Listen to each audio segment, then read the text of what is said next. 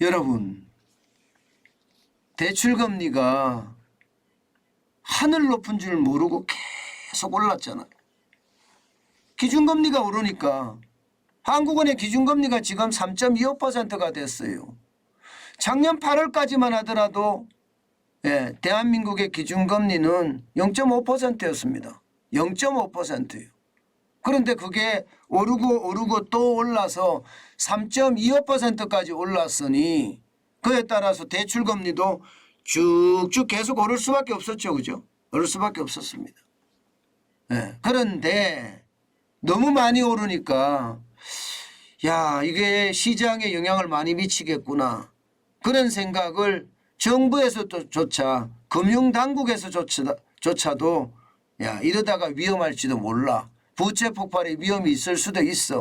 뭐 그런 생각을 당연히 했겠죠.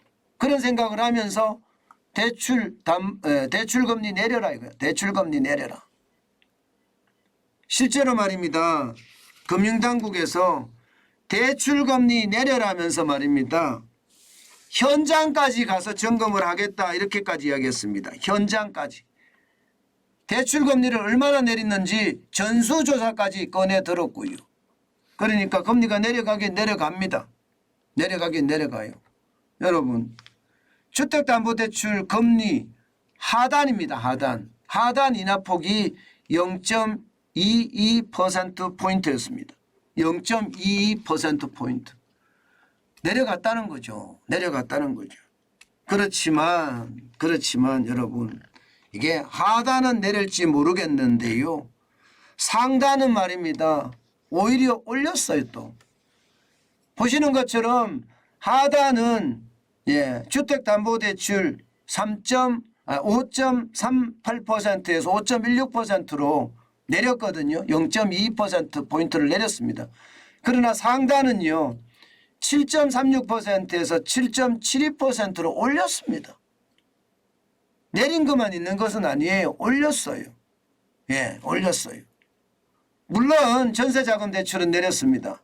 상단이 6.66%에도 6.38%로 많이 내렸습니다. 많이.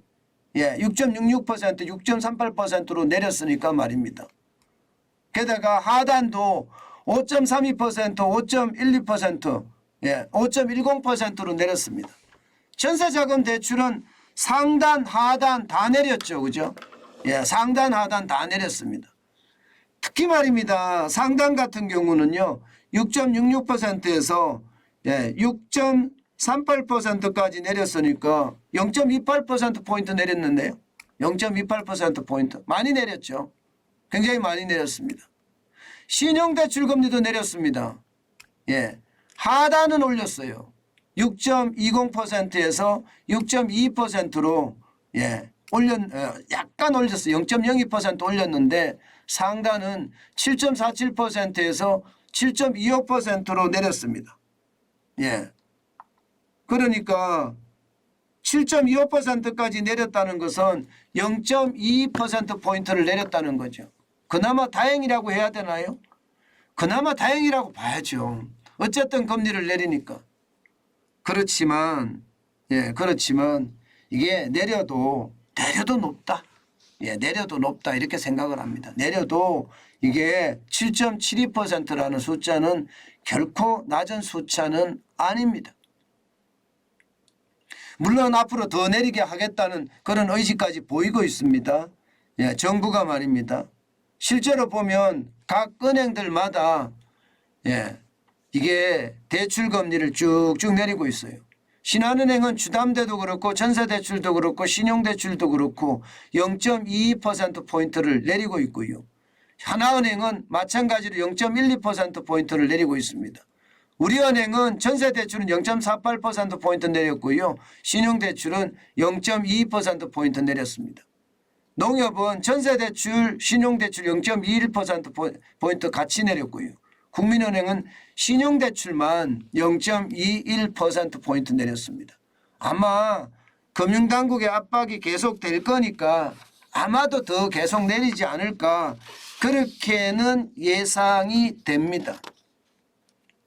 그런데 저는 덜 말입니다. 걱정되는 게 이런 거예요. 관치. 예. 이 관치가 이게 심해지면 말입니다. 은행, 금융시장이 왜곡이 일어나거든요. 예, 왜곡이. 저는 이게 제일 걱정이 되는 부분이에요. 이게 시장 원리대로 맡겨뒀더니 말입니다. 대출금리는 엄청 올리고 예금금리는 오히려 낮추고 이런 불합리함들이 나타나니까 정부가 예, 시장에 들여다보고 은행 너네들 예대 마진이 너무 커. 이거 좀 줄여. 뭐 이런 차원에서 대출은 내리고 예금은 올려야 되는데 예금도 같이 내리고 있어요. 같이. 예, 그러면서 예, 사상 최대 이익을 내는 예, 은행들에게 경고를 하는 거죠. 지금 예, 나라가 힘든데 함께 가야 된다. 이런 얘기로 말입니다. 예, 그렇지만 너무 관치가 심해지는 것 이것은요. 분명히 시장의 왜곡을 가져옵니다. 문재인 정부 때 예, 진짜 심각한 관치가 많았잖아요. 지금도 예, 금융권의 관치는 그렇게 많이 사라졌다 이런 생각은 별로 안 듭니다. 그때나 지금이나 예, 이게 금융권의 어떤 관치는 좀 심각하다 뭐 이런 얘기 많이 합니다. 예, 그렇지만 이게 예, 정부의 어떤 간섭이 심해지면 심해질수록 시장은 왜곡된다는 것 반드시 알아야 되고요.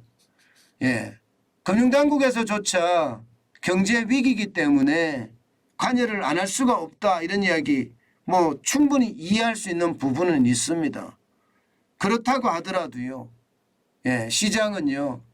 직접적으로 내가 이렇게 가라 하고 지시를 내리는 것이 아니라 간접적으로 시장을 바라보는 것 저는 필요하다고 생각합니다.